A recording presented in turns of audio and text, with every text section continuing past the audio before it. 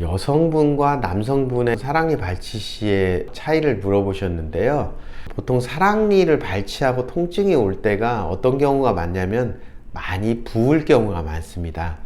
보통 왜 붓냐고 하면은 거기서 발치를 하게 되면 약간의 염증 반응이 나타나고 그로 인해서 근육이 늘어나는 상황이 생길 수 있는데요.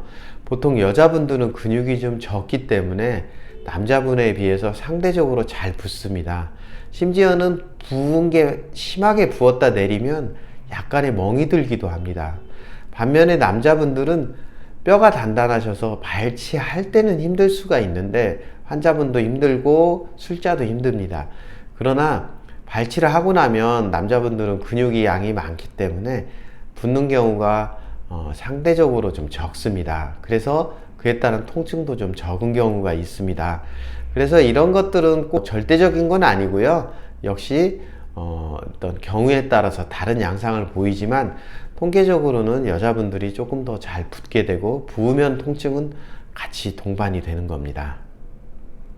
사랑니가 완전히 누워있는 경우, 이렇게 옆치아와 부딪히게 되는 경우가 많은데요. 대개 왜 그런 증상이 생기냐면 아래 턱은 작은데 거기에 이들이 굉장히 크게 되면 마지막으로 나는 사랑니가 날 자리가 없게 됩니다. 그런 경우 사랑니가 옆으로 이렇게 누워서 수평으로 매복되는 경우가 굉장히 많습니다. 이러한 경우 사랑니가 문제가 되면 수술을 통한 외과적 발치를 해야 되는데요. 윗면에 치조골이 덮고 있게 되면 치조골도 좀 삭제를 해야 되고, 그 다음에 그 속에 누워있는 수평 매복 사랑니를 잘라서 발치를 해야 됩니다. 여기서부터는 상당히 어려운 고난이도의 수술이 되고요. 가끔씩 보면은 그와 뿌리 끝에 큰 하치조 신경과 동맥이 같이 지나고 있는데 사랑니 뿌리가 맞닿는 경우가 있어서 그 경우에는 더욱더 위험한 수술이라고 할 수가 있겠습니다.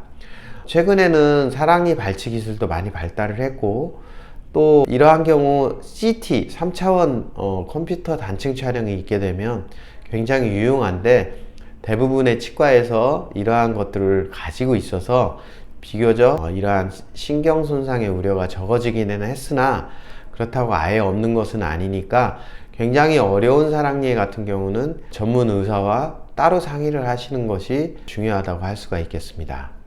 그리고 가끔 보면 환자분들이 사랑니 때문에 굉장히 아프고 힘든 상황에서 붓고 막 아픈 상황에서 치과에 왔는데 바로 뽑아주지 않는 경우가 있습니다.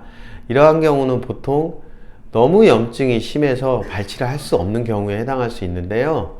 보통 사랑니가 너무 염증이 심한 경우에는 거기에 고름이 차고 또 거기에 의해서 어떠한 공간이 생겨 있는 형태이기 때문에 이러한 경우는 마취를 하게 되면 마취가 잘 되지 않습니다. 또 마취를 해도 그 다음에 염증 조직에다가 수술을 하는 게 나중에 2차적인 염증이나 또는 잘 낫지 않는 후유증이 발생을 할 수가 있기 때문에 치과 선생님께서 약을 좀 먼저 드셔서 염증을 가라앉힌 다음에 하는 게 좋습니다 라고 권유를 받으실 수 있는데요. 이거는 당연한 겁니다.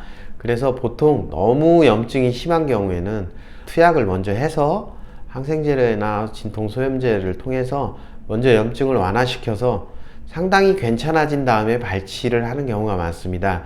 이거는 발치 시에 통증을 줄이고 마취의 효율을 높이고 또 2차적인 후유증을 줄이기 위한 거니 반드시 따라 주셔야만 하겠습니다. 자, 오늘은 사랑니 발치에 대해서 궁금한 것들에 대해서 알아봤는데요.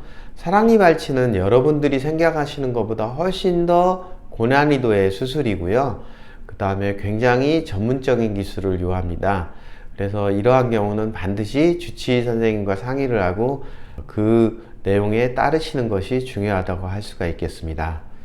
감사합니다.